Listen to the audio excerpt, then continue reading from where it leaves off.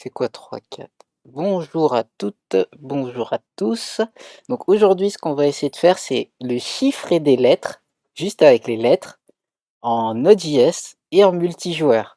Donc ça va être bien costaud et on va se le faire en deux parties. La première partie, on va essayer de gérer tout ce qui concerne les gestions du dictionnaire. Donc, on a un dictionnaire que j'ai récupéré, je me rappelle plus où, mais le plus gros dictionnaire que j'ai trouvé, où il y a plein de mots en mots français, qu'on va nettoyer et qu'on va nettoyer afin qu'ils puissent être utilisés dans notre code. Un autre truc où on va générer des lettres au hasard. Et enfin, pour la partie chiffre, pour la partie lettres, comment on va vérifier un mot qui a été envoyé qui correspond bien au dictionnaire. Et une fois qu'on a ça, on va commencer à créer le serveur et créer un basique pour le chat, pour créer un petit chat vite fait. Et là, on va avoir tous les éléments qu'on va pouvoir réunir pour plus tard. Et donc voilà. Donc ça va déjà être cool. Et ensuite, tout le reste, là, ça va être beaucoup plus compliqué que ça. C'est juste que j'ai pas eu le temps de noter. Mais en gros, on va avoir un fichier HTML en quatre parties, en trois parties. On va mettre le weight ici, où on aura un écran de join ou de création de room, un écran d'attente. Et en fait, il y en a deux. Salut Na. Ah oui, j'ai pas dit bonjour. Bonjour Adeline, bonjour Ronnie, bonjour Gnu, bonjour Julie, bonjour Na. Comment allez-vous? Et donc on va créer des écrans de play, là où on va vraiment jouer, et l'écran de résultat. Et ben moi ça va très bien, merci. Donc ben c'est parti. On va d'abord, en fait, d'habitude, alors comme vous voyez, on part de fichiers vides. Alors là, c'est un énorme fichier euh, texte. C'est pas très très intéressant. Salut Delph, comment vas-tu? Ici, on a euh, des, un fichier de fréquence de lettres pour la langue française. Donc ça, je l'ai récupéré, je me rappelle plus trop où. Ça fait très longtemps. C'est un projet que j'avais déjà fait. Et donc je me rappelle plus trop où j'avais trouvé tous ces trucs-là. Merci pour le follow, Delph. Mais de toute façon, vous aurez accès à ces informations-là à la fin. Donc on commence uniquement avec ces deux fichiers qui représentent des données déjà faites, mais nous, on va coder tout le jeu et on va essayer de faire ça en 3 heures. Donc, première chose qu'on va faire, c'est qu'on va mettre un dossier SRC parce que là, on va séparer le tout. Ça va être un projet à la fois back et front, donc il va y avoir pas mal de choses.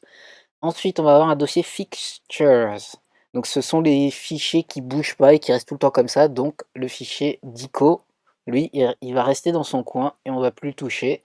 On va le transformer, mais on va le transformer sous une autre forme. Et quand on va le transformer, on va le mettre dans le dossier data. Voilà. Et dans le dossier data, on va aussi réutiliser notre letter frequency JSON. Voilà. Donc là, c'est juste pour placer les éléments et on va remplir petit à petit. Et donc, on va commencer par nettoyer le dico. Donc, pour nettoyer le dico, on va prendre notre dico ici, le mettre sous une forme JSON qu'on va enregistrer dans data. Donc, pour faire ça, on va, on va créer un fichier index. Ça serait bien de commencer par installer Node, donc enfin notre projet npm. Donc avec npm, on démarre notre projet npm init. J'avais cherché des dicos, j'en avais trouvé quelques-uns, mais c'était ah non, c'est pas facile, non. Mais celui-ci, il a vraiment énormément de données. Je crois qu'il y a beaucoup de mots, donc celui-ci, il est vraiment cool. Donc on vient de démarrer notre projet npm, on va installer fs extra. Donc en général, vous avez déjà fs npmi, ça serait bien pour install. Vous avez déjà fs qui fait partie de Node, du cœur de Node, mais nous on va aller plus loin, on va utiliser fs extra parce qu'il reconnaît async await, donc ça c'est plutôt cool. Ça change pas la face du monde, mais c'est plutôt cool. Ensuite, on va créer un fichier index.js qui va être notre fichier d'entrée. Ce fichier d'entrée, on va le commencer avec const. On va charger fsextra en lieu et nom de fs, parce que Node.js, il a le package fs par défaut, où on n'a pas besoin de faire npm i fs, parce que ça fait partie de Node, comme HTTP, mais ça on va voir tout à l'heure. Donc on a fsextra, super, et on va lui dire à fsextra qu'il va lancer une fonction auto-appelée, donc comme ça,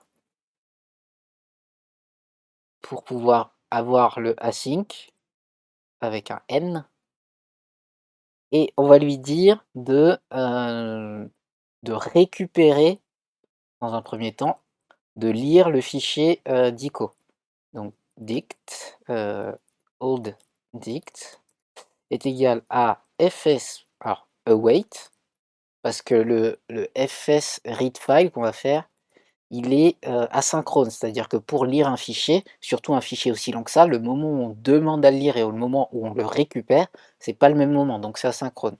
Et on va mettre le chemin du fichier. Donc le chemin, il va être à partir du fichier racine. Et donc ça va être data, pardon, fixtures dico.fr.txt.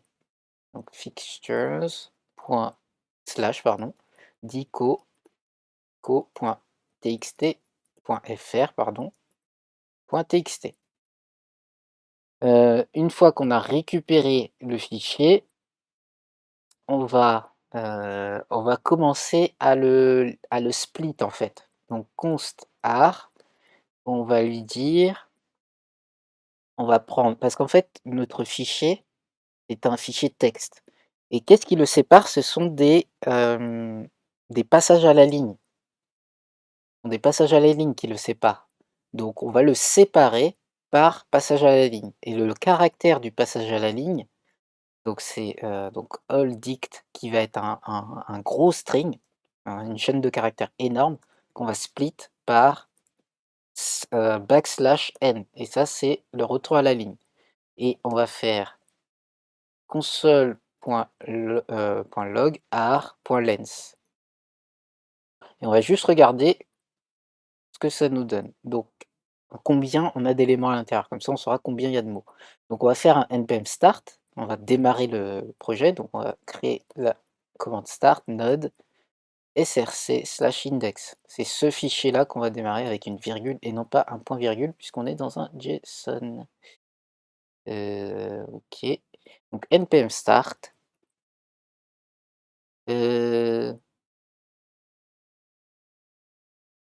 fs read file utf8, j'ai oublié, puisque si je détermine pas l'encodage, ça sera du binaire, je crois. Voilà.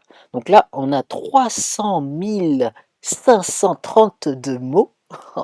C'est ouf. Dans ce dictionnaire. Donc c'est pour ça que VS Code ne peut pas l'ouvrir, parce que c'est juste énorme. Donc, ouf. Ah oui, c'est ouf. Donc là, c'est très bien, on a tout ce qu'il faut. Et à partir de ces mots, le problème avec ces mots, c'est que ils ont, si on essaye de réouvrir, il y a des accents. Et à certains endroits, il y a des tirets. Je sais même pas si je peux faire une recherche. Voilà, il y a des tirets.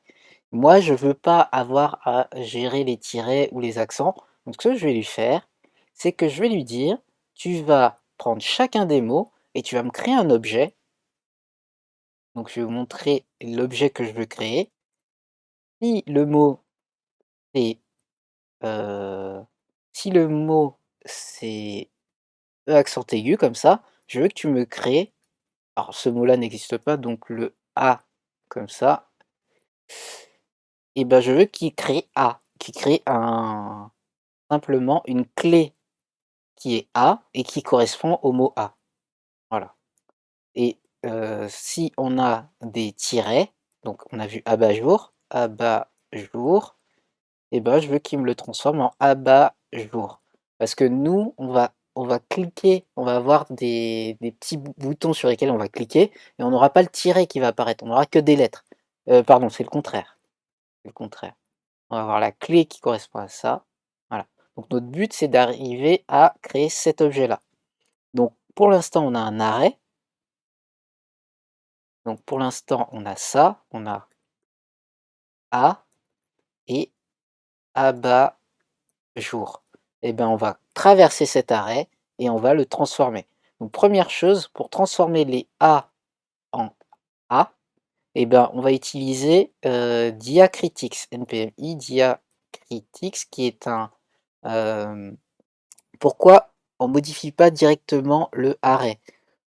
En fait, tu préfères garder ton mot originel parce que quand tu veux l'afficher, tu veux... ça, c'est un dictionnaire que j'utiliserai pour tout. C'est un dictionnaire que j'utiliserai pour tout parce que tu préfères garder le mot originel au cas où. Donc on va juste avoir une clé qui nous permette de récupérer ce mot-là. Mais ouais, on pourrait aussi avoir l'arrêt direct. Mais c'est plus simple de... Non, c'est pas nécessairement plus simple. C'est possible. C'est possible. Les deux sont possibles. Donc, on va traverser notre arrêt. On va faire un for each. Donc, dans notre for each, on va avoir des words à chaque fois. Et chacun de ces words vont ajouter à notre dictionnaire qui est un objet par défaut. Donc, on va faire un clean word qui va être égal à word.replace. Replace quoi? Les tirets par rien du tout.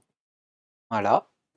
Et le diacritics qu'on va importer, donc diacritics est égal à require diacritics.remove. Qu'est-ce que le diacritics va faire? npm diacritics, ici,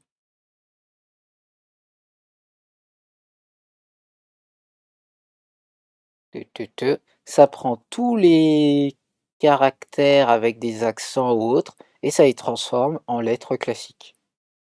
Donc, pareil, on met le point remove, c'est pas... Voilà, c'est juste remove comme ça. Et donc je fais diacritics, je prends tout le mot, et voilà, il me retourne le clean word. Et une fois que j'ai ça, je fais dictionnaire, je lui mets le clean word en clé et en valeur le word. Et je return, alors, et pour l'instant on n'a rien, et ensuite on a notre dictionnaire qui est entier. Donc, et ben, ce qu'on va faire, c'est qu'on va sauvegarder notre fichier, donc await.fs.writefile. Donc on avait fait read file, là on va le write, on va écrire un fichier qui correspond à notre dictionnaire. Donc pour écrire un fichier, on va faire on va écrire le chemin du fichier, donc data.dict.json, donc data/dict.json. Et qu'est-ce qu'on va mettre dedans? On va mettre un objet, donc l'objet dict, sauf que cet objet, on veut le transformer en string. Et pour faire ça, on peut faire un json.stringify, ici. Voilà. Et donc, on lance le code, oups, npm start, on lance notre index, hop, et là, il a créé un fichier dict.json. Alors ça, c'est cool. Vous voyez, le A est devenu A, ABC, non pas A, B et C, mais le verbe ABC. Ou... Et en plus, ça prend les participes, donc ça, c'est trop cool. On peut mettre tous les mots possibles. Et donc, ça enlève les abeslang. Je ne sais pas ce que c'est un abeslang, mais voilà, on a enlevé le tiret. Comme ça, vous pouvez écrire abeslang. Sans le tiret, en sélectionnant directement des lettres. Donc, une fois qu'on a ça, Petit truc assez cool pour vous. Là, notre JSON, il est un peu tout dans le pâté, tout d'un coup, là, un peu à la dure. On peut écrire, il y a deux paramètres qu'on peut mettre ici. Le nul, je sais plus, enfin le deuxième paramètre, je sais plus à quoi il correspond. Ici, c'est le nombre d'espaces. Et en fait, c'est pour prettify le JSON. Donc là, je relance la commande et on regarde, tout est prettify. Voilà. Donc pour prettify un JSON, vous rajoutez nul et 2 et ça va mettre des espaces de 2. Si vous mettez 4, ça va mettre des espaces de 4 entre chaque. Voilà, là il y a plus d'espace entre chaque, à chaque ligne. Voilà. Mais bon, nous, vu qu'on va jamais ouvrir ce fichier, on va le laisser comme ça, il prendra moins de place possible parce qu'il est déjà énorme. Et on revient à notre solution de base. Très bien. Donc, ça, ce clean, dictionnaire, on l'a lancé, on va en faire une petite fonction séparée, ici, cleandict.js, dans lequel on va remettre tout ça. Hop, ici. Et ce qu'on va faire, c'est peut-être qu'on va le lancer en début de chaque code. Donc on va lui faire const cleandict pour dictionnaire, en anglais, enfin même en français. Hop, on va rajouter ce petit commentaire là qui permet de savoir ce qu'il fait, ici. Et on va exporter notre module pour qu'il soit disponible dans notre application avec module export. On va fermer un peu tout ça parce que là c'est beaucoup trop grand. Comme ça on peut voir un peu ce qu'on fait et on exporte la fonction cleandict. Donc on va pas nécessairement l'utiliser parce qu'on l'a déjà fait, mais ce qu'on pourrait faire, c'est dès qu'on démarre le fichier, on l'appelle. Salut Scarabée, pardon. Comment vas-tu? Alors, ensuite, ce qu'on va faire maintenant, c'est qu'on va appeler, on va regarder. Ben moi, ça va très bien. On se lance sur un full stack pour faire les chiffres des lettres en multijoueur avec Socket.io. Ça va être super fun. Euh, et maintenant, on va générer des lettres. Tu faisais, bah oui, tu faisais. Je suis pas passé aujourd'hui, mais j'imagine que tu faisais Marv et ou Scarabot. Donc generate random letters. Donc là, on va générer des lettres au hasard. Et on va le faire de deux manières. On va faire la manière simple, mais vous allez voir qu'elle est pas bien long terme. Et après, on va faire la manière un peu plus compliquée qui va être un peu plus cool. Donc, pour générer des lettres, on va créer un pick letters, une fonction, ouais, pick letters. Et on va tout faire en séparé cette fois. On va tout faire dans un module séparé qu'on va lancer automatiquement par lui-même pour qu'on puisse tout tester dans un vacuum, dans un, comment on appelle ça? Dans un, dans une boîte et qu'on puisse, enfin, une fois qu'elle fonctionne, cette boîte, on peut la réutiliser tout le temps. C'est le but d'un module. Donc on va créer ce module directement, on va tout faire fonctionner à l'intérieur et ensuite on va passer aux étapes supérieures. Donc première chose qu'on va faire, c'est qu'on va, euh, si je fais, il y a deux choses à savoir pour ceux qui n'ont jamais généré au hasard des mots. Première chose qu'on va faire, c'est JS generate random integer. Ici, dans Stack Overflow, il y a une petite réponse super cool que je reprends tout le temps. On essaye de prendre le tout, que c'est bien. Pardon, là c'est égal, et je le change en ES6. Et l'autre chose qui est bien, c'est de tout le temps prendre vos sources, comme ça, vous savez où est-ce que vous l'avez pris. Voilà.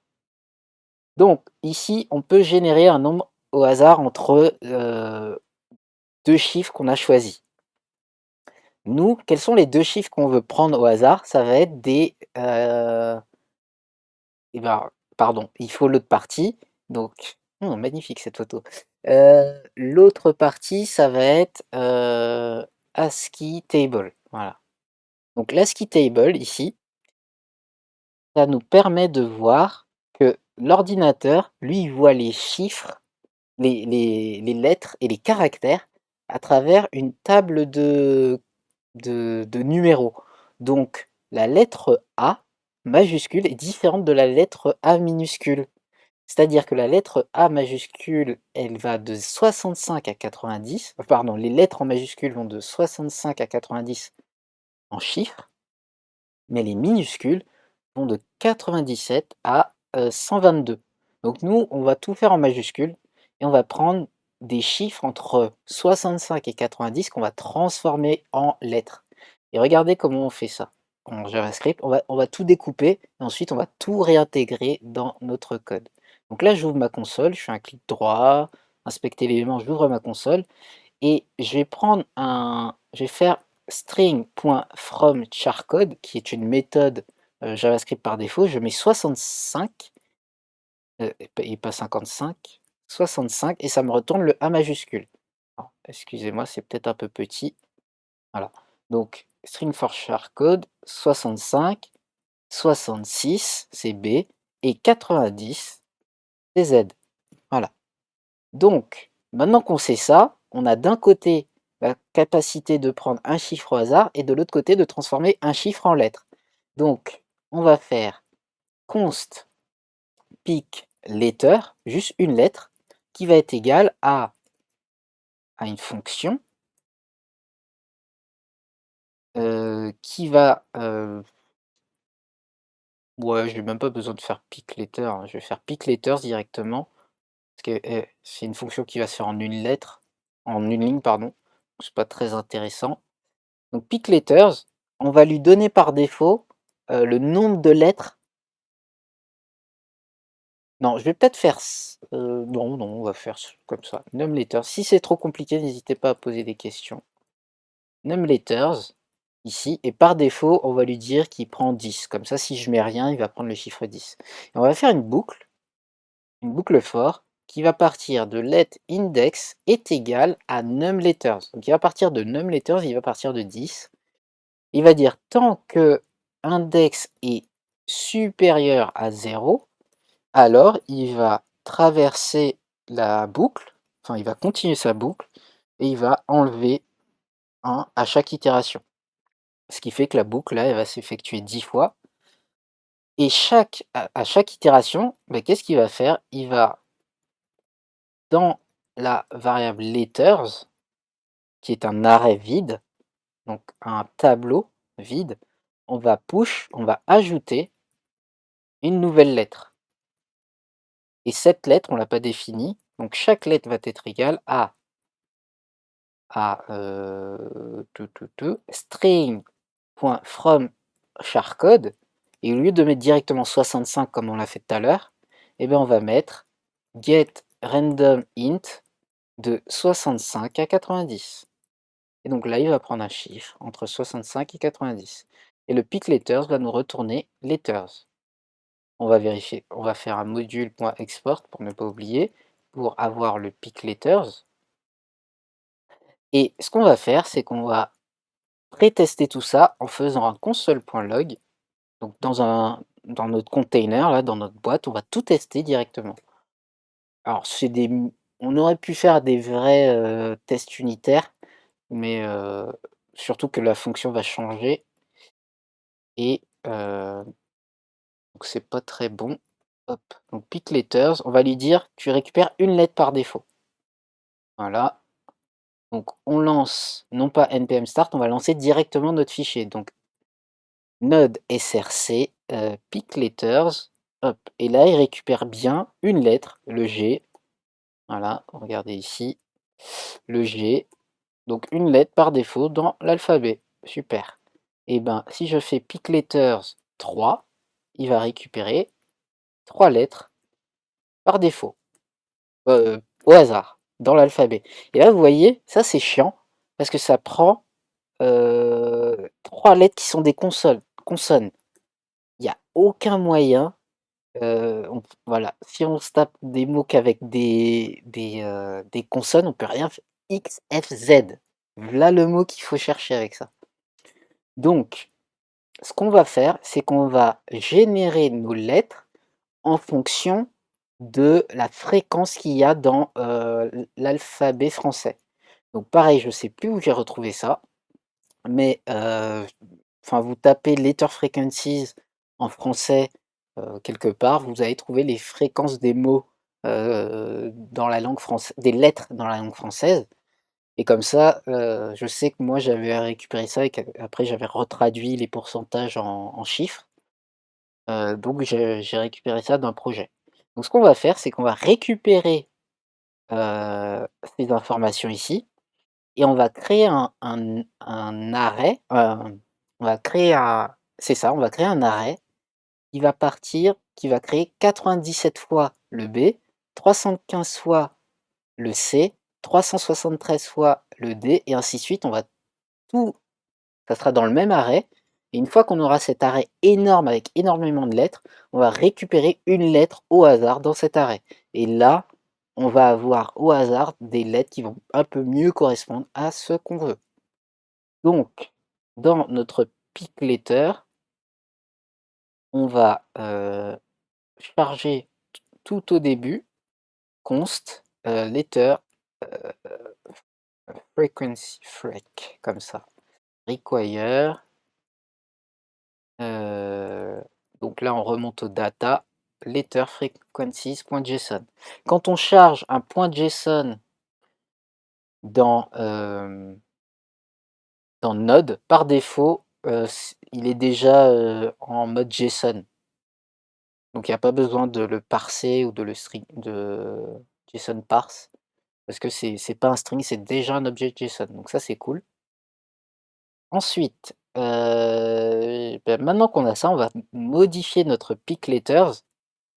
Salut Banane qui stream, comment vas-tu? On va faire un on va récupérer ça et cette fois, enfin, on va oublier ça. On va garder le const letters, que lui on va le garder et on va lui dire ou au pire on va laisser ça, voilà, et on va redéfinir un pick letters. Donc const pick letters est égal à tranquille, merci, TRQ, tranquille j'imagine.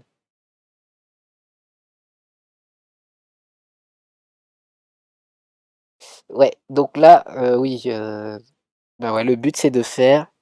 Oui, bah un autre jour, une fois qu'on l'aura déjà fait en classique, on pourra passer en TypeScript. Donc, mais si tu veux le faire en TypeScript, il n'y a pas de souci, hein. Donc, euh, on refait un constletters qui est égal à un arrêt vide. Et là, on va générer euh, notre nouvel arrêt. Donc, cet arrêt, on va traverser, donc on va récupérer frec, et dans frec, regardez, on a les consonnes séparées des voyelles. Donc on va récupérer les consonnes, et ensuite on va récupérer les voyelles. Comment je peux faire ça? On va faire un... parce qu'en fait, la raison pour laquelle je les ai séparés, c'est qu'on a besoin plus tard de faire un petit truc qui nous permet de s'assurer qu'on ait tout le temps des voyelles par défaut. Parce que si on continue à faire des, du pur hasard, on risque aussi de tomber sur des consonnes. On va s'assurer d'avoir des voyelles aussi. Donc ce qu'on va faire, c'est qu'on va récupérer dans l'objet consonne, ouais, on va faire en sorte de récupérer toutes les lettres. Donc les 26 lettres. Donc on va faire const rand letters. Et pour faire ça, on va prendre frec.consonants et on va le transformer cet objet, object.keys, en arrêt. Donc object.keys prend un objet et le transforme et il récupère toutes les clés. Donc on va récupérer B, C, D, E, F et ainsi de suite. On va faire la même chose avec, on va faire const consonants keys. On va faire la même chose avec vowels keys. On récupère toutes les voyelles. Voilà. Et une fois qu'on a fait ça, on va lui dire... on va lui dire de concaténer. Donc, on va faire const letters, random letters est égal à consonant keys .concat voyel keys. On va vérifier tout ça, rand letters, et on va voir à quoi est égal rand letters. Donc on va lancer notre pick letters, et ici, B, C, D, E, F, et on a bien toutes les lettres. On a les B, enfin les consonnes et les voyelles dans un arrêt.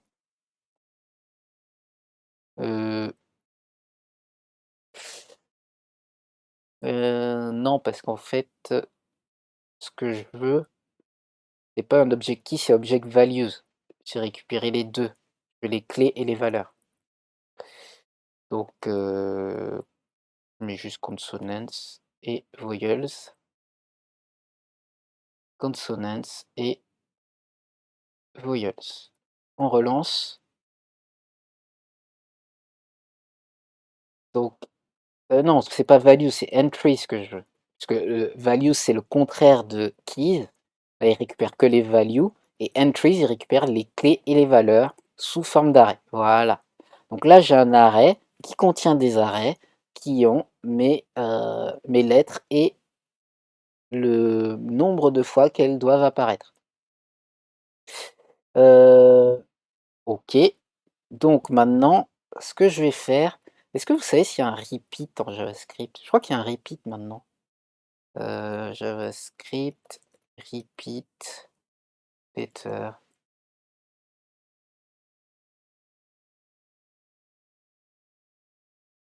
Parfait. Chorus, repeat. Super. Donc en gros, avec le repeat, je pourrais répéter n fois ce qu'il y a dans notre arrêt. Parce que je l'avais fait d'une autre manière, un peu plus complexe pour rien, mais là je le simplifie. Donc maintenant qu'on a récupéré ça, on va faire une boucle qui va faire rand letters.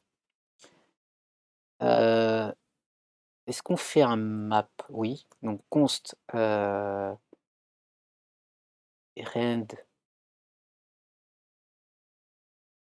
Non, on va pas l'appeler rand letters, on va appeler rand.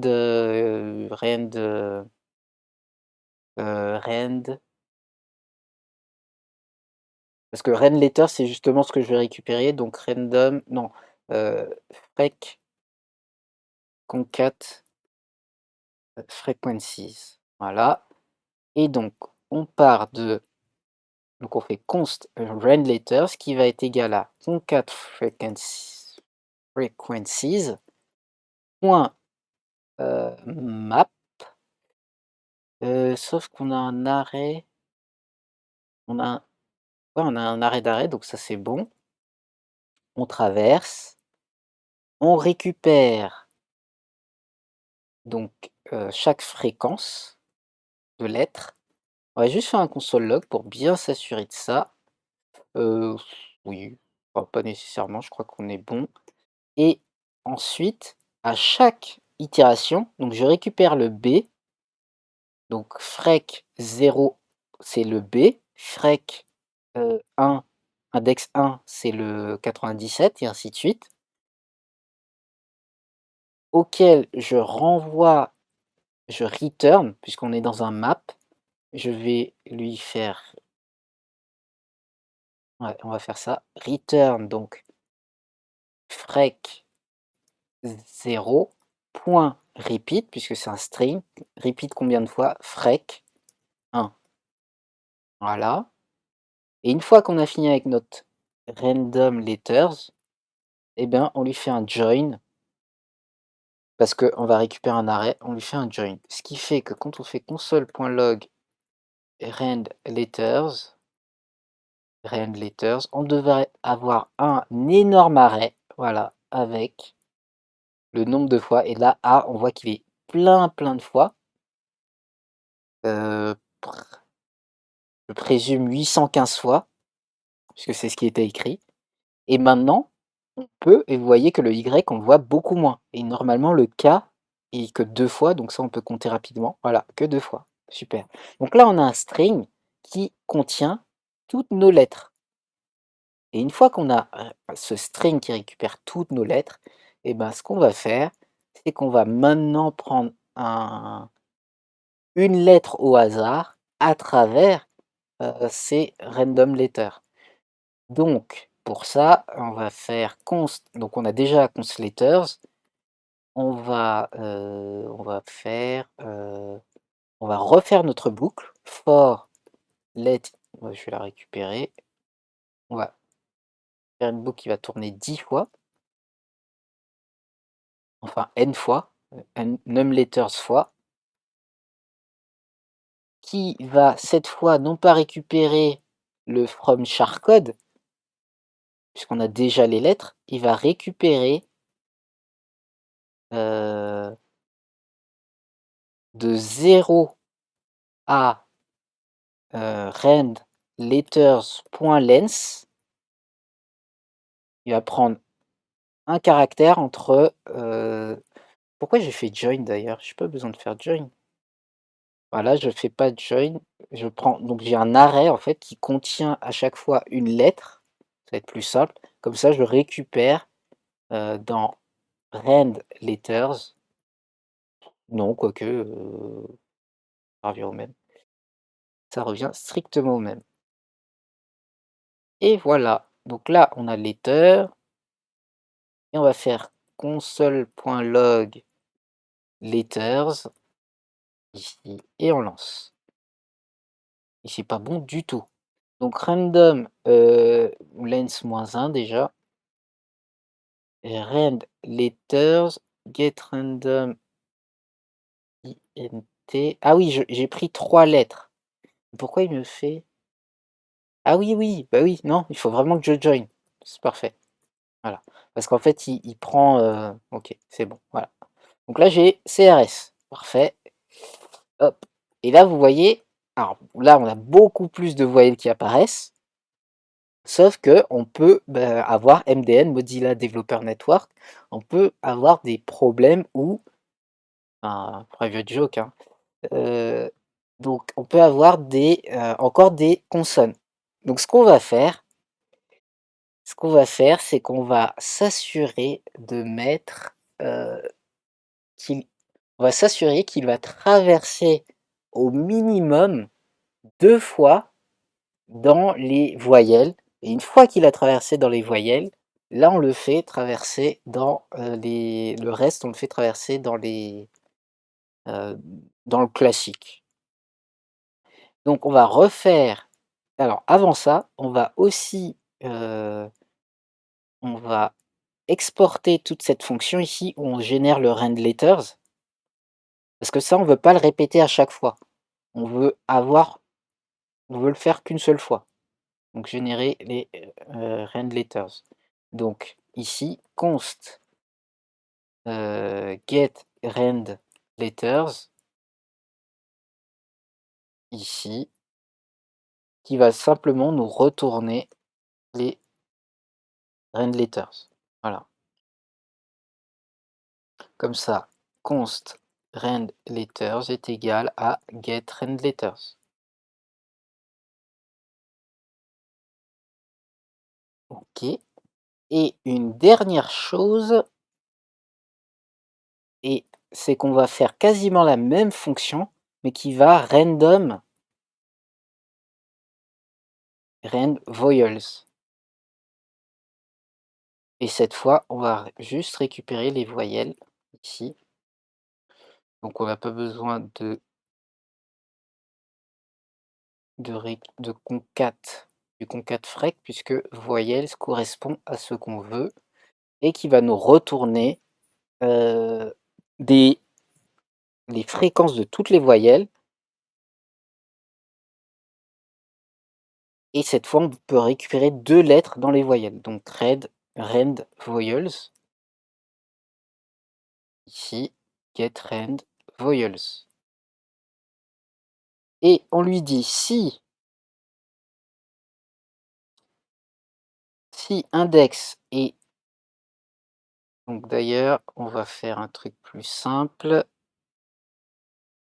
On va faire let letter est égal par défaut à tout ça. Et if index est inférieur à...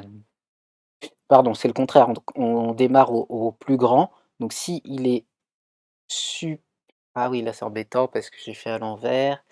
On va pas faire de compte. Sinon on va faire un compte. On va faire let count est égal à 0 par défaut, à 1 pardon, c'est un count. Et donc à chaque boucle on lui dit count plus plus à la fin de la boucle. Et donc si count est inférieur ou égal à 2, alors on va lui dire que la lettre qui va push, enfin pardon, le letter push on le laisse tout le temps, sauf que la lettre va être récupérée de rand vowels. Voilà.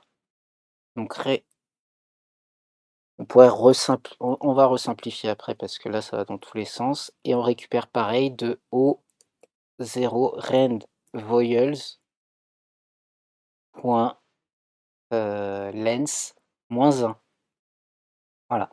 Donc ce qu'il va faire, qu'il va assurément récupérer 2 voyelles. Donc là, si on récupère par 3, il y aura tout le temps 2 voyelles. Voilà. Ça, c'est cool. Peut-on faire numLetters moins index? NumLetters moins index, oui, on pourrait, mais c'est juste que ça va faire un calcul compliqué. Et là, j'ai pas envie de compliquer le code. Je veux qu'il soit facilement lisible. Par contre, le truc ici, c'est qu'on voit... Oui, on pourrait. Oui, mais après, c'est ça le truc, c'est quand tu codes, c'est entre rendre ton code super complexe pour faire cool parce il est, il est court, ou soit rendre ton code lisible. Parce que quand je reviens, je lis simplement que c'est un count, plutôt que... Parce que numLetters, c'est pas un chiffre fixe. Donc après, à chaque fois, je dois le soustraire par un chiffre et revérifier que c'est bien moins 2. Enfin, que c'est 8 en fait. Donc quelque part, je dois créer le 8. Donc soit je le mets en variable pure, soit je le calcule à chaque boucle. Donc autant calculer dans un count, et c'est plus simple à lire pour moi en tout cas. Et l'autre chose ici, c'est que à chaque fois, on appelle exactement la même chose, sauf qu'on fait rand letters ou rand vowels. Donc on va dire ici let selected random, qui va être rand letters par défaut, ici.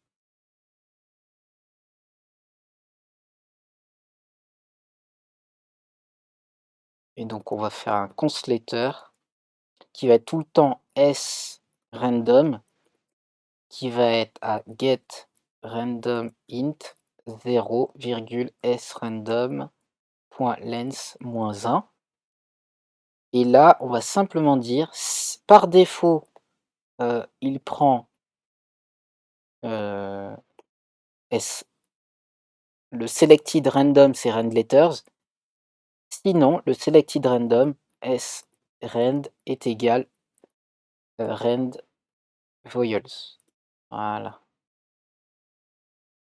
Et ça va nous faire la même chose. Tout le temps, par défaut, il va prendre 2 lettres au minimum. Et là, il y en a 3. 2 voyelles au minimum. pourrait faire un maximum aussi, mais là je pense qu'on sera bon. Ça devrait aller. Parce que c'est un truc qui prend du temps, faudrait faire des tests, on va pas passer trop de temps là-dessus, sinon on va jamais finir.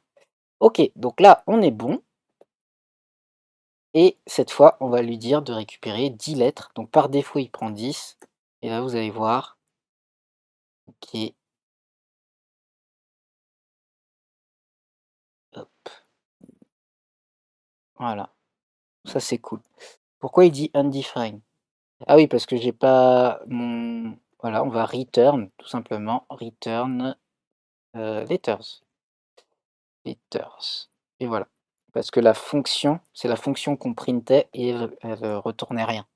Donc voilà, là on n'a plus notre undefined. Super. OK. Donc on a notre pick letters qui fonctionne séparément. Et maintenant, on va faire un check letters, une troisième fonction qui va vérifier que, check word plutôt, check word, qui va vérifier que le mot existe. Et que le mot existe, alors oui, on va faire simple. Parce que normalement, ce que vous feriez, là je vous le dis maintenant, mais ça on va pas le faire.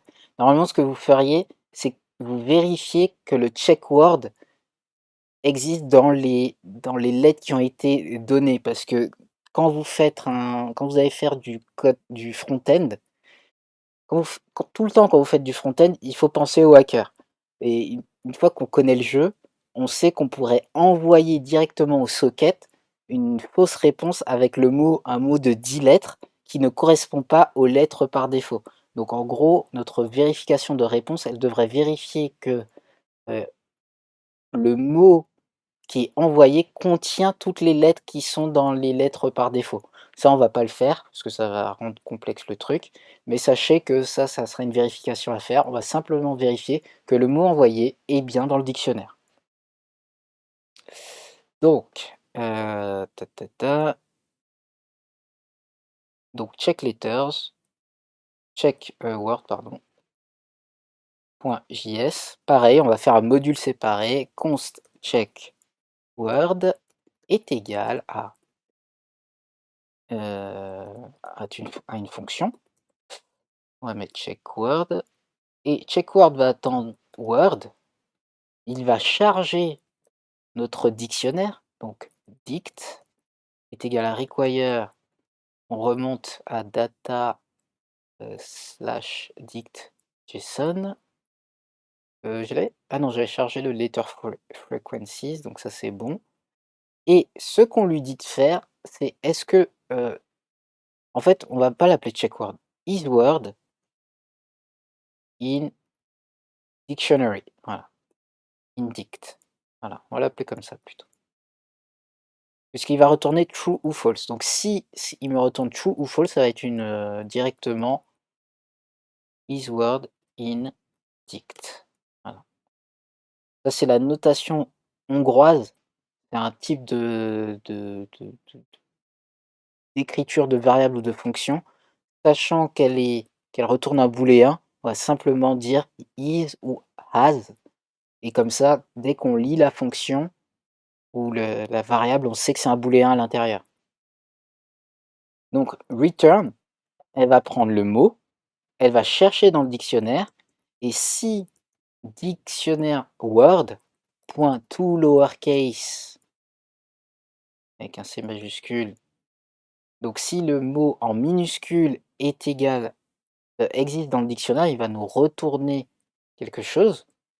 Donc en JavaScript, par défaut, le undefined, si c'est undefined, c'est false. Donc c'est un falsie. Donc on pourrait le renvoyer directement en undefined, mais je préfère renvoyer un vrai booléen. Donc si ça existe, il retourne true, sinon il retourne false. Voilà, donc c'est aussi simple que ça. On va vérifier notre petite fonction console.log avec is word in dictionary. On va mettre le abaisse lang, on avait vu. On va mettre une majuscule exprès pour bien montrer que ça va fonctionner. I devrait être égal à true et le abslang avec un Y exprès, il devrait être égal à false. Donc normalement, tout ça devrait me retourner true. Et là, on fait node src isWord in dictionary et là, true true. Parfait. Donc là, à chaque fois, il nous retourne bien true ou false en fonction. Si vous comprenez pas la manière dont je pré-teste mes trucs, n'hésitez pas à demander, parce que c'est juste une manière. En gros, moi, je veux juste m'assurer d'avoir true tout le temps. Voilà, donc moi, je sais par défaut que ça, c'est un mot qui n'existe pas, donc il devrait me retourner false. Donc si c'est false est égal à false, ça fait true. Et ainsi de suite. Voilà. C'est comme ça que j'aime bien vérifier mes modules. Normalement, je répète, si on fait vraiment un truc bien poussé, là on fait des tests, hein, parce que là c'est enfin, des tests, on fait juste des tests unitaires assez rapides pour pré-tester tout ça. Il n'y a pas besoin de faire des tests de ouf. Donc voilà. Et ensuite, ensuite, on va enfin commencer à faire un serveur. Donc pareil, le serveur qu'on va faire là, il va pas être attaché aux fonctions qu'on a faites parce que pour l'instant, on crée tous les petits bouts de code, tous les Lego qui vont amener à faire notre jeu à la fin. Donc pour l'instant, on crée juste le serveur, séparé de tout ce qu'on a fait avant. Et là, on va faire un petit chat. Salut Lina, comment vas-tu? Ça fait longtemps. Donc là, on va avoir des trucs assez poussés ce soir. On va se faire un chiffre des lettres en socket.io.js. Et là, on va finir à 22h, parce que là, ça va être minimum, hein, parce que là, ça va être cossu. Donc, on a fait tout ça, on passe au serveur. Et là, on va créer un serveur socket.io. Ça va être cool. Donc, pour le serveur socket.io, moi, ce que je fais, très simple, je vais suivre le, le tuto de socket.io. Donc, socket.io, voilà. Et je vais dans Get Started. Et je suis simplement ce tuto. Donc là, dans ce tuto, qu'est-ce qu'il nous dit? De créer notre paquet JSON, il est déjà créé, d'installer Express, et il ne le dit pas, mais d'installer Socket.io. Donc c'est parti, npmi socket.io, j'oublie, je crois que c'est oui, c'est .io, et Express. Voilà. Hop, on a installé les deux. Ensuite, on va créer un fichier, donc on a notre fichier index.js qui est vide. On va importer. Que fait Socket.io? Socket.io, c'est une librairie qui gère le temps réel. Donc on envoie, qui gère le temps réel tout simplement. On envoie on envoie des données à un serveur et le serveur renvoie à toutes les personnes qui sont connectées à ce même serveur, qui dispatche, qui émet l'événement qui a été envoyé par une personne. C'est-à-dire que dans un chat, moi j'envoie un texte, et ben ce texte va être envoyé à tout le monde qui est dans le chat, qui est connecté au serveur. Et tout ça en temps réel, avec des WebSockets. Enfin, les WebSockets, ça dépend de votre navigateur, mais je pense qu'aujourd'hui tous les navigateurs acceptent les WebSockets. Ils utilisent du pooling, du Ajax pooling, je crois que c'est ça, si vous avez un vieux navigateur. Donc une fois qu'on a ça, notre but en fait, dans notre jeu, c'est pourquoi on va utiliser Socket.io? Parce que dans notre jeu, c'est de dire, quand une personne envoie une réponse, cette réponse est dispatchée à tout le monde, on sait que cette personne a répondu. Et quand tout le monde a répondu, et ben je dis à tout le monde, on arrête le jeu et on passe à l'écran de réponse. Et une fois qu'on a tout, en fait, c'est pour mettre tout le monde au même pied d'égalité, que tout le monde voit le même message. Donc quand tout le monde est à join, on fait démarrer le jeu, et une personne démarre le jeu. Est-ce qu'il contient seulement l'architecture de Master Slave ou il y en a d'autres? Le Socket.io? Non, en fait, Socket.io, il prend pas de Master Slave, c'est à nous de le créer. Tout le monde est au même niveau. Si on a un Master Slave, c'est à nous de le créer. D'ailleurs, on va pré-créer un genre de Master Slave très simplifié. La première personne qui se connecte, ça va être le Master, pour lancer le jeu. C'est lui qui va lancer le jeu.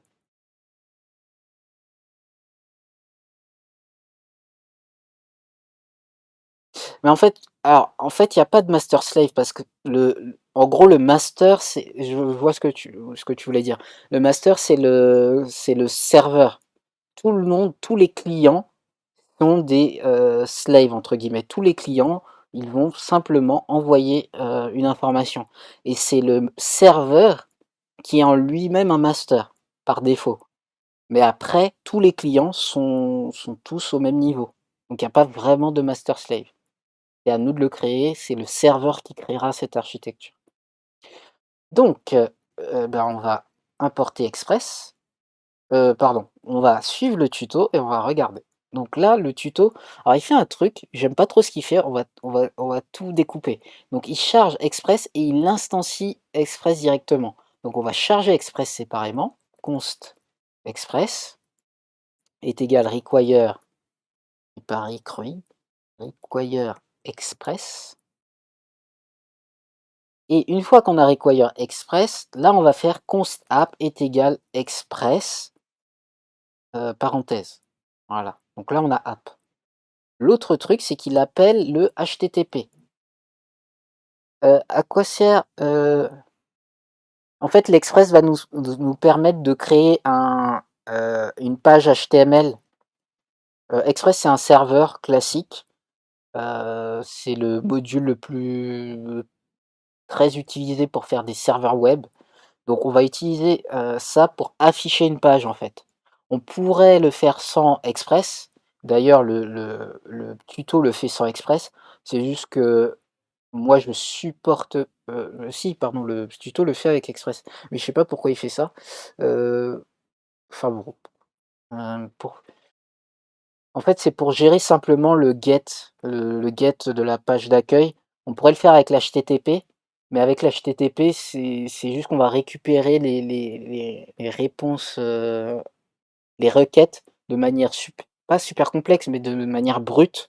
Et ça permet simplement de gérer tout ça. Et en plus, on va pouvoir gérer les fichiers statiques, puisqu'on va utiliser des fichiers statiques. Donc, on va charger l'HTTP, require HTTP, qui est un module par défaut dans le cœur de Node.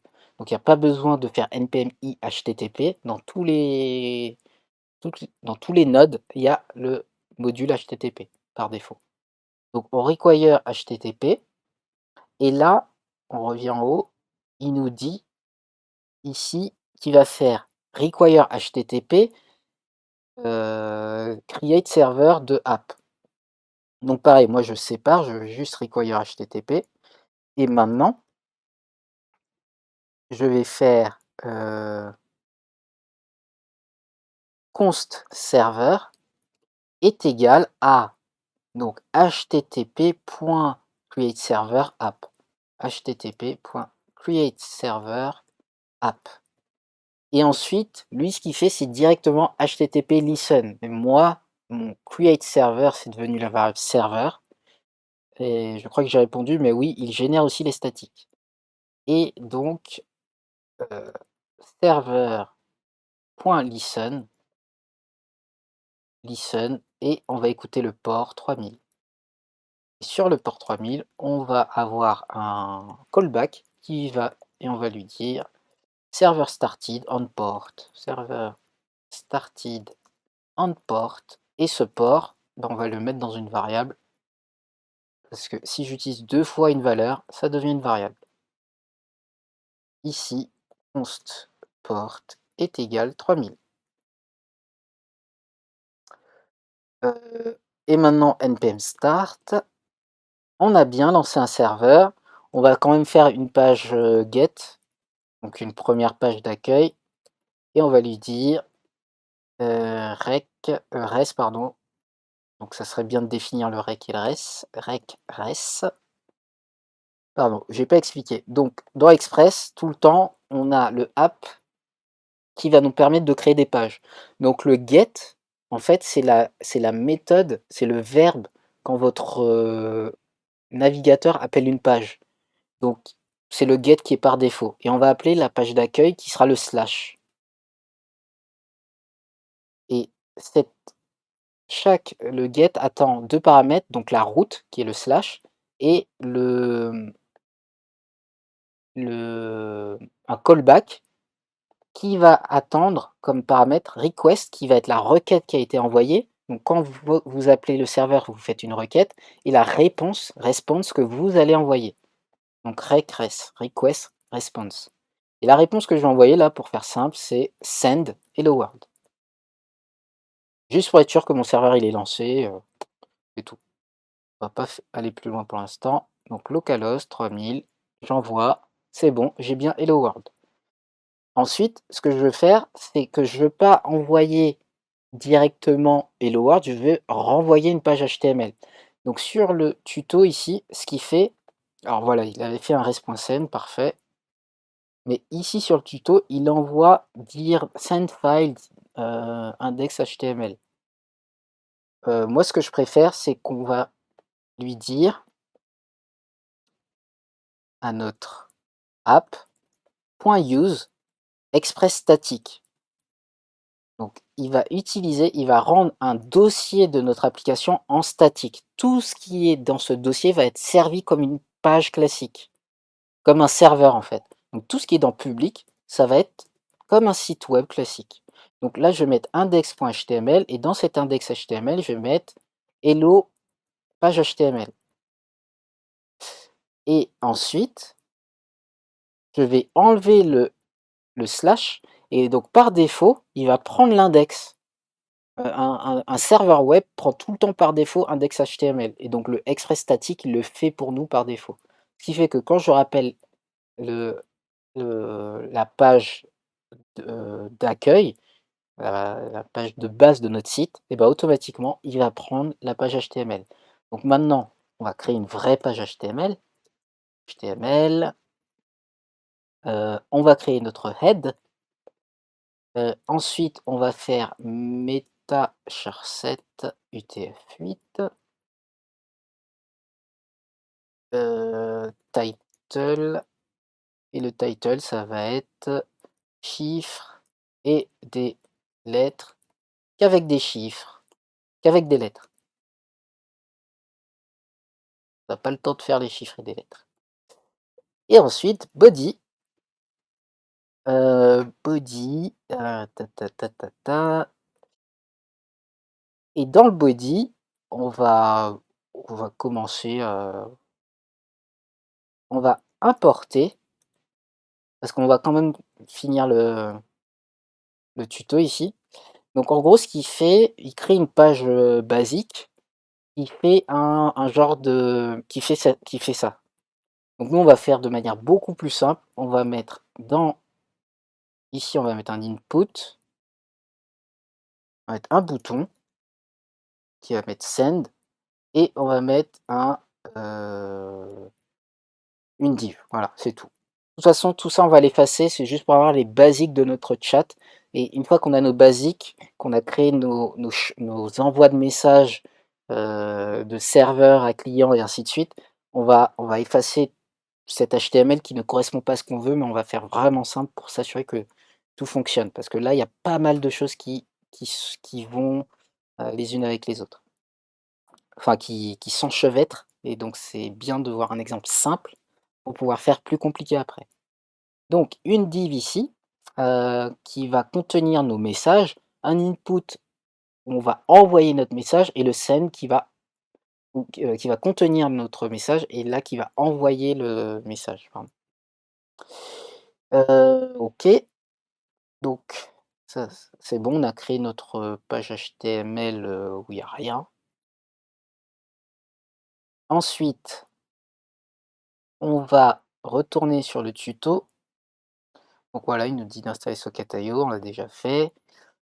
Et là, ce qu'il nous dit, c'est qu'on va récupérer une variable IO. Et de la même manière, je vais le faire en 2 temps. Enfin, ça c'est ma préférence, j'aime pas qu'on instancie directement à l'appel. Donc, const IO en majuscule, je considère que c'est une classe même si c'en est pas vraiment une, qui appelle socket.io, pardon. Et ensuite, lui ce qu'il fait, c'est IO connection. Et en fait, le serveur, il va dire: «Lorsque quelqu'un s'est connecté, alors tu vas me faire une fonction», enfin, tu vas répondre par un callback où tu vas me dire: «Un utilisateur est connecté». Donc et ce IO, en fait, il est connecté à HTTP. Sauf que HTTP, nous, dans notre code, c'est serveur. Donc on va faire IO point, pardon, ici, const IO est égal IO majuscule avec serveur à l'intérieur. Donc en fait, on remplace, hein. Ici, il appelle require socket IO qui est mon IO en majuscule. À l'intérieur, il met HTTP que moi, dans mon cas, c'est serveur. Donc je remplace IO majuscule par serveur qui me permet d'avoir la même variable IO. Donc IO on, donc c'est un événement. La plupart des événements fonctionnent de la même manière. L'événement prend un nom d'événement, connexion, et en deuxième paramètre, le callback. Donc, quand il y a une connexion, il va lancer ce code et il va faire juste un console log a user is connected. Voilà, donc ça c'est le serveur. Donc quand je lance et que je vais sur ce serveur, je rafraîchis, il n'y a rien qui se passe ici. Alors, on va ouvrir comme ça, on va ouvrir en 2 temps pour qu'on puisse voir exactement ce qui se passe. Là, c'est super important de bien regarder à la fois notre client et notre serveur pour bien comprendre à quel moment le client fonctionne, quel moment le serveur se lance. Donc ça, on peut fermer. Donc ici, le client, on devrait avoir un user is connected puisque je suis connecté à la page là. Et bien là, ça ne va pas fonctionner. Pourquoi? Parce que du côté client, il faut aussi un code qui dit je me connecte à ce serveur bien précis. Et en fait, donc on va revenir ici. Il nous dit côté client, on va rajouter ce bout de code là. Et en fait, avant de rajouter ce bout de code là, il y a toujours une erreur que j'ai remarqué, que j'ai fait souvent et que j'ai vu pas mal de débutants faire, c'est vérifier qu'on a bien chargé Socket.io. Parce que là, on n'est pas sûr qu'on a bien attaché Socket.io au serveur. Regardez, ici, on va faire localhost, pardon. Ici, il dit qu'il appelle à partir de manière absolue, donc à partir du serveur Socket.io slash socket.io.js. Donc ça veut dire que ce chemin, il existe. Donc là, c'est bien, il existe. Regardez si j'ai mal ou si j'ai oublié d'attacher mon serveur. Ici, je relance, je rafraîchis. Ce chemin, il n'existe pas. Donc en fait, ce chemin, il vient pas de nulle part. Il vient du fait que j'ai bien connecté Socket.io à mon back-end. Donc en gros, c'est cette ligne-là qui fait qu'il est connecté. Donc je relance le serveur, je rafraîchis et elle existe. Regardez si je me trompe par exemple et je l'appelle à HTTP. HTTP qui n'est pas le serveur en lui-même, hein. On relance, je rafraîchis, ça n'existe pas. Donc avant de lancer ce code, vérifiez bien que que ce chemin que vous êtes en train d'appeler existe. Donc on revient en mes serveurs, ici. Pourquoi ça n'existe pas? Parce que l'instance qui contient notre serveur, le serveur, il est là, il est sur server listen. Et HTTP, même si il, c'est un objet qui pourrait contenir un serveur, mais le serveur, il est dans la variable serveur. Donc HTTP n'est pas le serveur que je suis en train de lancer, n'est pas sur le port 3000. Est-ce que ça répond à la question?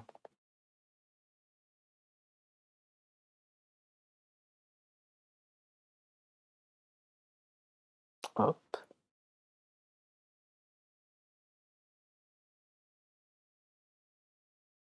Non, il n'est pas statique. En fait, c'est Socket.io. Oui, ok. Socket.io, il est fait pour ça. Socket.io, il s'attache au serveur pour créer le fichier client que le serveur va utiliser. Parce qu'en fait, Socket.io, c'est un serveur qui va donner au client les possibilités de se connecter à lui-même. Donc, en côté serveur, Socket.io va créer le fichier client JavaScript pour qu'il puisse se connecter. Donc en fait, ça c'est une librairie front qu'on accède côté front, qui va nous permettre de lancer le socket client. Donc non, il n'est pas du tout statique. Il va créer pour nous un serveur. Il va créer pour nous un fichier qui va être disponible en statique, mais en fait, il a l'air statique, mais il est dynamique. Parce qu'il est créé uniquement quand le IO est attaché au serveur. Est-ce que ça répond à la question? Ensuite, donc j'enchaîne parce qu'il y a un petit délai, donc n'hésite pas à poser ta question, je m'arrête s'il y a besoin. Ah, j'ai pas vérifié sur YouTube d'ailleurs. Pareil sur YouTube, si vous avez des questions. Attendez, parce que j'ai pas du tout.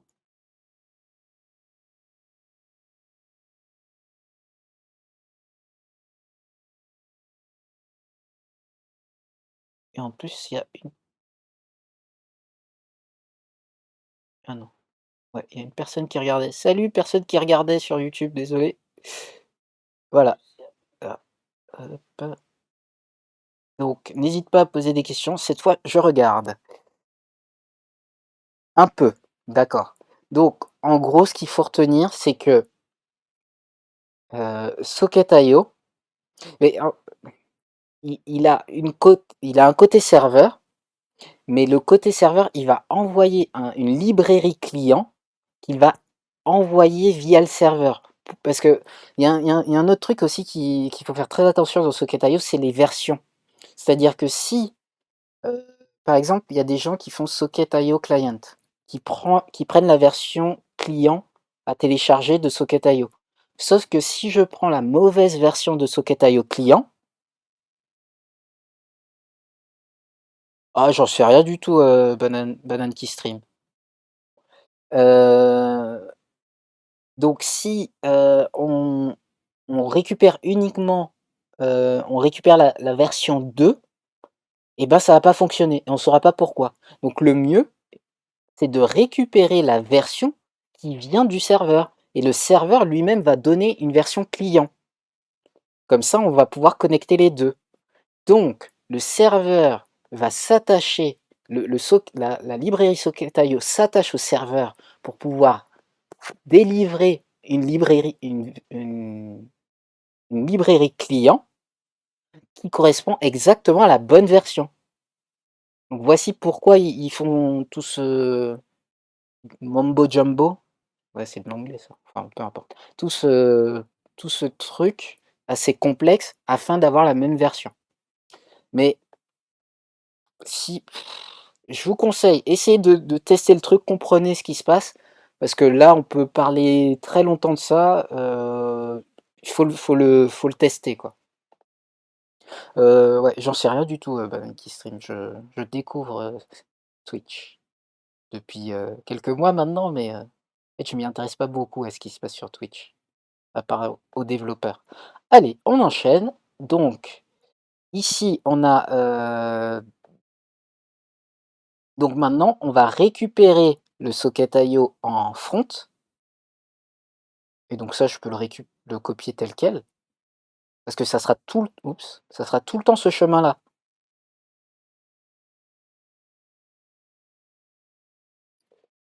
Donc je vais fermer tout ça. Le pick letters.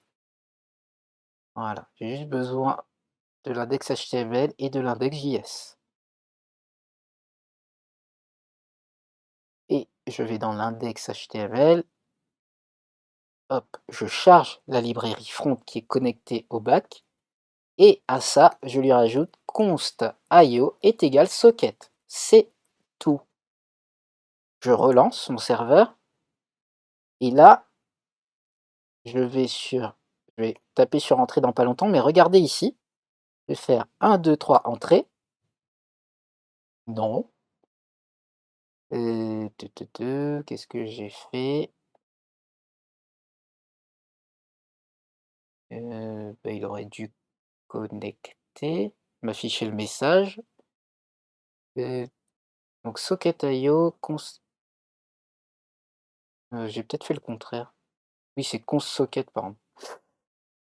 Socket est égal IO et en fait IO c'est une, fonction qui est donnée par cette librairie socket.io.js, voilà. Donc on recommence, je redémarre mon serveur, je rafraîchis et là on voit bien A user is connected. Donc à chaque fois que je rafraîchis, A user is connected. Et en fait, il voit un différent utilisateur. C'est ça qui est important. Donc pensez bien à chaque fois que vous vous connectez qu'il y a un paramètre, c'est le socket, c'est la socket actuelle. Et sur cette socket, on va créer des événements, dont le premier événement que vous créerez, même si on ne va pas l'utiliser dans ce tuto, on va créer le disconnect au cas où vous vous déconnectez. Pardon. On a aussi la variable disconnect qui nous affiche le fait qu'on s'est déconnecté. Et là, on fait A user is disconnected. Hop. Et donc, je rafraîchis. Et en fait, ici, A user is connected. Et quand je rafraîchis, il se déconnecte pour se reconnecter. Voilà. Et regardez, je vais relancer et je vais rien toucher. Et au bout d'un moment, il va faire A user is connected. Voilà. Pourquoi? Parce que il fait un genre de check tout le temps, toutes les millisecondes, enfin toutes les 3 secondes, je vais dire, je ne sais pas exactement. Il va vérifier s'il est connecté. Donc comme ça, si le serveur, le client en fait, il est déjà chargé côté client, donc il va continuer à chercher le serveur en permanence. Donc c'est pour ça que quand je redémarre le serveur, et ben voilà, il va se connecter au bout d'un moment, parce que lui, il cherche. Donc voilà, on revient. Donc ça, je vais fermer, j'en ai pas besoin. On revient ici, on s'est connecté, c'est très bien. Voilà, il parlait de la déconnexion. Et maintenant, on va commencer à créer un événement. On va commencer à lui dire, quand tu envoies un message, tu vas envoyer ce message à tout le monde. Et c'est là que ça commence à devenir intéressant. Donc, première chose, on va côté client et on va créer un code qui va dire, qui va charger l'input. Donc, const input L, on va créer le document.querySelector, on va créer le DOM, on va charger le DOM en tout cas de l'input. On va avoir input L et btn L qui récupère le bouton. Et pareil, la div L. Donc là, on leur donne vraiment des noms génériques parce qu'on va pas. Ça, on va effacer tout ça à la fin. Après, pardon. Salut, salut, NeoDev, bienvenue à toi. N'hésite pas à te présenter, à nous dire qui tu es. Pour info, est-ce que tu viens de Twitch ou de... alors pas pour info, c'est une question pour toi. Est-ce que tu viens de Twitch, de Twitter ou de Meetup? Et à partir de là, si tu veux répondre, bien sûr. Ah, de Twitch. Eh ben, enchanté. Alors, ce qu'on fait, c'est que tous les mercredis, on se fait un nouveau challenge, un nouveau tuto. Et là, ce tuto, on essaye de partir de zéro. Donc, on a commencé il y a 1 heure et demie. Et on est parti de zéro pour faire un projet full stack de jeu multijoueur, des chiffres et des lettres, qu'avec des lettres. Donc, ce qu'on a déjà fait, c'est qu'on a déjà créé un dictionnaire de mots de la langue française simple avec Socket.io exactement, Node.js, Socket.io, Express. On a généré des lettres au hasard et on vérifie si le mot existe dans le dictionnaire. Maintenant, on a créé le serveur et là, on est en train de créer le chat, un mini chat pour avoir les bases qui vont nous permettre de créer le jeu. Donc là, côté client, j'attache tous les événements j'attache tous les éléments du DOM à une variable JavaScript et je lui dis Quand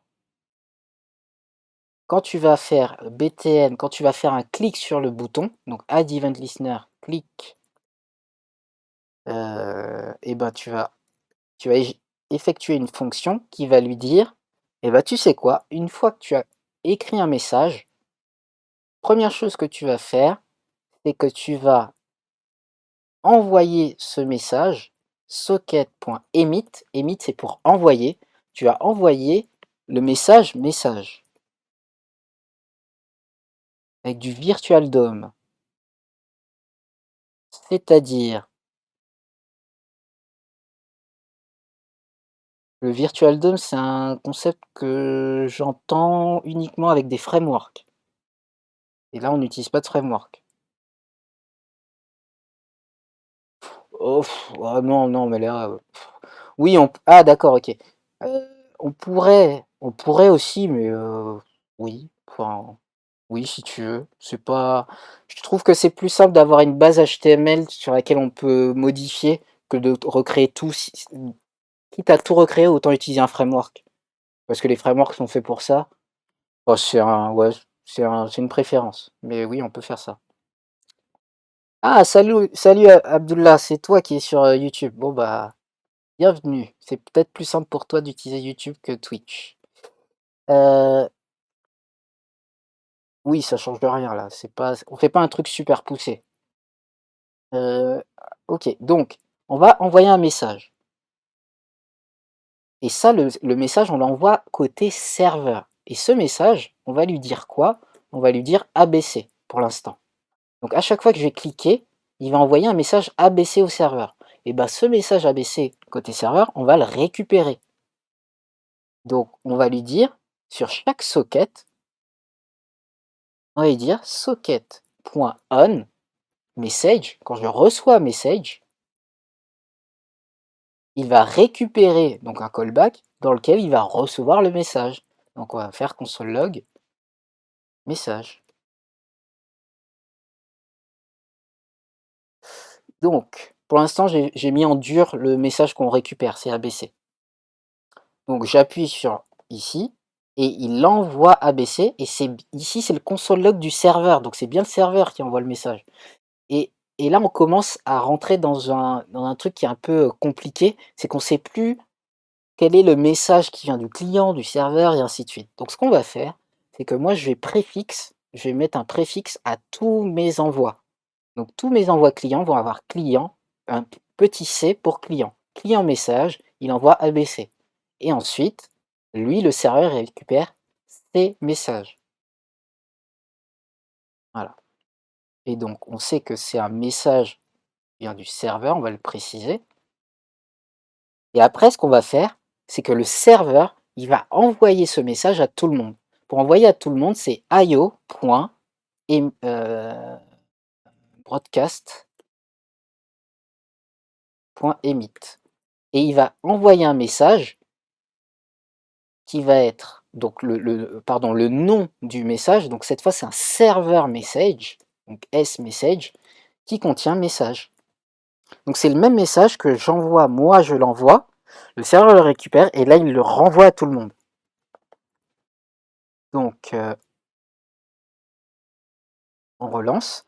Et s'il envoie à tout le monde, c'est qu'il l'envoie aussi à moi. Donc moi je dois récupérer le message qui a été envoyé à tout le monde. Donc on va faire, on va le mettre ici, on va faire socket.on et il va récupérer le serveur message, pareil, via un callback. Donc, et il récupère le message. Et on fait console.log message. Donc j'envoie un message que je reçois moi-même. Donc ça fait un peu bizarre. Je rafraîchis. Hello. J'envoie. Alors le message va être ABC, hein. Donc il y a une erreur. Alors c'est pas IO Broadcast Emit. On va retourner sur la documentation. Je l'ai fait de tête. Donc parfait. On va regarder. Ici, il parle de broadcasting. Donc c'est En fait, c'était IO Emit directement, pas Broadcast Emit. Côté serveur, IO Emit. Hop, hop, on relance. Et là, je fais ici, je vais tout relancer. Donc, quand je fais OK, il va envoyer ABC. Quand j'appuie pardon, sur le bouton, il va envoyer ABC. Donc, je recharge parce que ça, c'est l'ancien message. Quand il envoie au serveur ABC. Le serveur me renvoie ABC. Et donc, je le reçois bien. Super. Donc là, je l'ai rentré en dur. Maintenant, plutôt que de le rentrer en dur, on va lui dire, bah, tu vas envoyer un message que moi j'ai écrit. Donc, il va récupérer le input l.value, donc le message qui est dans l'input L. Donc, ABC, pardon, pas ABC, cette fois on va envoyer hello. Je redémarre le serveur juste au cas où. Je redémarre le client. Voilà, j'écris un message comme ça. Et c'est bon. Là, il a envoyé un message et récupéré. Et ce message, maintenant, on va faire en sorte, quand il est envoyé, on l'enlève, on rend l'input value à rien, on le vide, l'input value, une fois que le message est envoyé. Ok, comme ça, le message, il reste pas là. Et on s'assure que ce message, une fois qu'il est récupéré dans Message, qu'on l'affiche dans la div. Donc, div L. Donc, je répète, tout ça, c'est vraiment pour vous montrer les bases. On va effacer tout ça après, c'est pour ça qu'on a des noms très génériques. Donc, div L. Donc là, on va envoyer un texte bien précis et on va utiliser le insert adjacent HTML.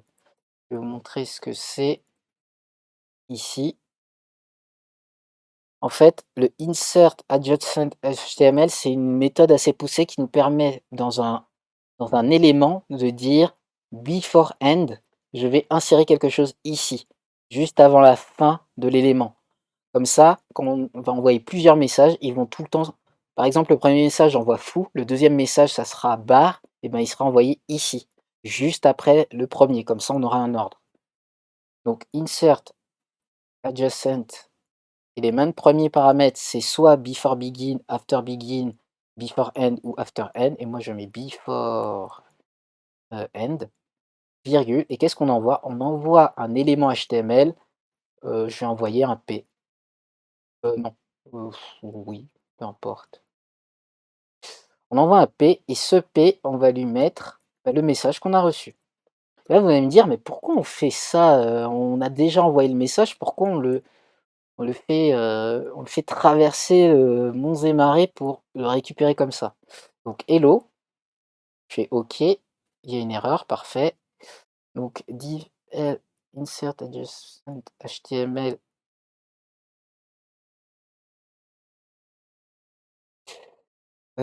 Insert on element is not of type element.